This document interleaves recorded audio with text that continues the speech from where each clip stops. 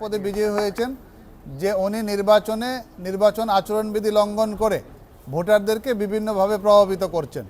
বিশেষ করে বিভিন্ন রিসোর্টে নিয়ে, বিভিন্ন জায়গায় নিয়ে তাদের কাছে টাকার অফার দিয়ে ভোট প্রার্থনা এবং বিভিন্ন হুমকি দমকি দিয়ে তাদের কাছ থেকে ভোট নেওয়ার অভিযোগ তার বিরুদ্ধে রয়েছে।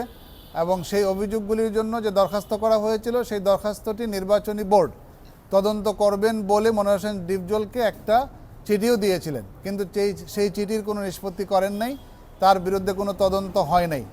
তো এই অবস্থায় নির্বাচন সম্পন্ন হয়। নির্বাচনের পরবর্তীতেও বেশ কিছু অভিযোগ আসছে যে অন্যান্য ভোটারদেরকে জোর করে ভোট কেন্দ্র থেকে বের করে দেওয়া হয়েছে এবং অনেক ভোটকে বাতিল ভোট হিসাবে দেখানো হয়েছে।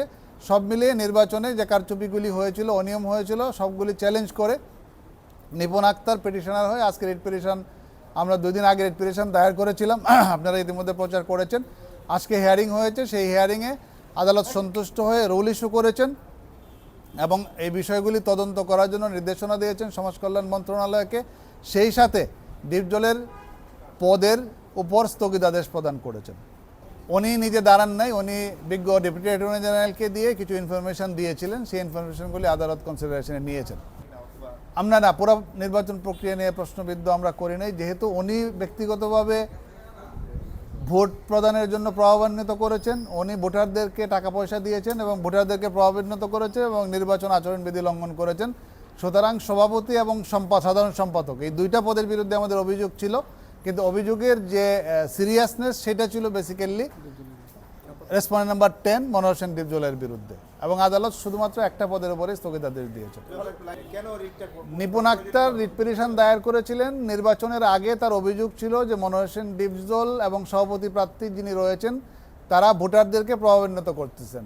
এই নির্বাচনী আচরণবিধিতে সুস্পষ্টভাবে বলা আছে যে কোনো ভোটারকে কোনো চাঁদা দেওয়া যাবে না, টাকা পয়সা দেওয়া যাবে না, প্রভাবিত করা যাবে না, কারো বিরুদ্ধে কোনো কুৎসা রটনা করা যাবে না। এই ধরনের আচরণবিধি খুব কম হয়, এটা একটা ইউনিক একটা আচরণবিধি ছিল এবং এই আচরণবিধি লঙ্ঘনের কারণে মনোয়ার হোসেন ডিপজলের বিরুদ্ধে এবং সভাপতির বিরুদ্ধে সুস্পষ্ট এলিগেশন দায়ের করা হয়েছিল।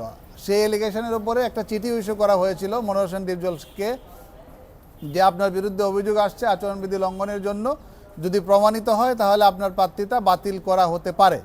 কিন্তু দেখা যাচ্ছে এই যে চিঠি নির্বাচন বোর্ড দিল সেটার উপরে কোনো সিদ্ধান্ত প্রদান করা হয় নাই। যেহেতু কোনো সিদ্ধান্ত প্রদান করা হয় নাই, এমত অবস্থায় এই অভিযোগ থাকা অবস্থায় ইলেকশন সম্পন্ন হয় এবং ইলেকশনেও তারা কারচুপি করে, ভোটারদেরকে বের করে দেয়, কিছু জাল ভোট দেয় এবং কিছু ভোট বাতিল করে এজেন্টদেরকে বের করে দেয়। এই অবস্থায় উনি আরেকটা অ্যাপ্লিকেশন করেন নিপুণ আক্তার সমাজ কল্যাণ মন্ত্রণালয়ের যে সংশ্লিষ্ট অথরিটি সেখানে, যে এই বিষয়গুলি খতিয়ে দেখার জন্য। তারা সেগুলি কোনো ইনভেস্টিগেট করে না, এটা তাদের আইনগত দায়িত্ব, আইনের 9 ধারায় সুস্পষ্টভাবে বলা আছে এটা করার জন্য। এটা না করে নির্বাচনের ফলাফল তারা ঘোষণা করেছেন। এই অবস্থায় নিপুণ আক্তার এই রিট পিটিশনের পিটিশনার হয়েছিলেন এবং আজকে শুনানি শেষে আদালত মনোয়ার হোসেন ডিপজলের যে সাধারণ সম্পাদক পদ সেই পদে স্থগিতাদেশ প্রদান করেছেন, নিষেধাজ্ঞা প্রদান করেছেন কর্তৃপক্ষ যেন তার এই পদে দায়িত্ব পালন করার থেকে বারিত রাখে এবং এই বিষয়টা যেন ইনকোয়ারি করে, তদন্ত করে। অভিযোগ শুধু অভিযোগ ছিল সম্পাদকের বিরুদ্ধে, সিরিয়াস অভিযোগ ছিল, সভাপতির বিরুদ্ধে কিছু ছিল। সম্পাদকের বিরুদ্ধে যে অভিযোগ ছিল সেইটাই যেহেতু সিরিয়াস অভিযোগ ছিল সেটাকে আদালত কনসিডারেশন নিয়েছেন। এটা তো আমরা বলতে পারবো না, মন্ত্রণালয় বলতে হবে কবে নাগাদ তারা।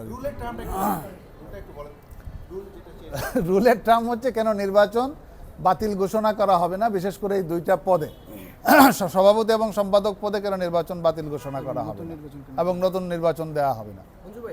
সাধারণ সম্পাদকের কাজের বা দায়িত্বের প্রতি সাধারণত কমিটিটাই মূলত এক ধরনের